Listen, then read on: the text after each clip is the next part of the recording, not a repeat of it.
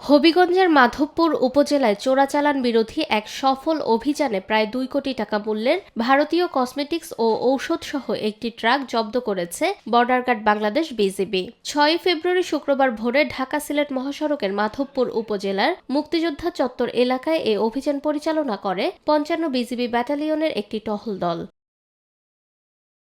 BGB সূত্রে জানা যায়, গোপন সংবাদের ভিত্তিতে সীমান্ত এলাকা থেকে প্রায় ৫ কিলোমিটার অভ্যন্তরে অবস্থান নেয় বিজিবি টহল দল। এ সময় একটি সন্দেহভাজন ট্রাক থামানোর সংকেত দিলে চালক বিজিবির উপস্থিতি টের পেয়ে ট্রাকটি রাস্তার পাশে রেখে পালিয়ে যায়।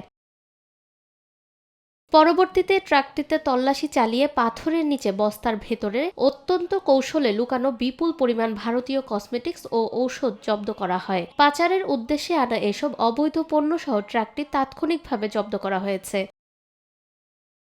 ৫৫ বিজিবির অধিনায়ক জানান, জব্দকৃত মালামালের আনুমানিক সিজার মূল্য প্রায় ২ কোটি টাকা। উদ্ধার করা কসমেটিক্স ও ঔষধ সংশ্লিষ্ট কাস্টমস অফিসে হস্তান্তর করা হয়েছে। তিনি আরও জানান, সীমান্ত নিরাপত্তা জোরদার ও চোরাচালান দমনে বিজিবির অভিযান অব্যাহত থাকবে।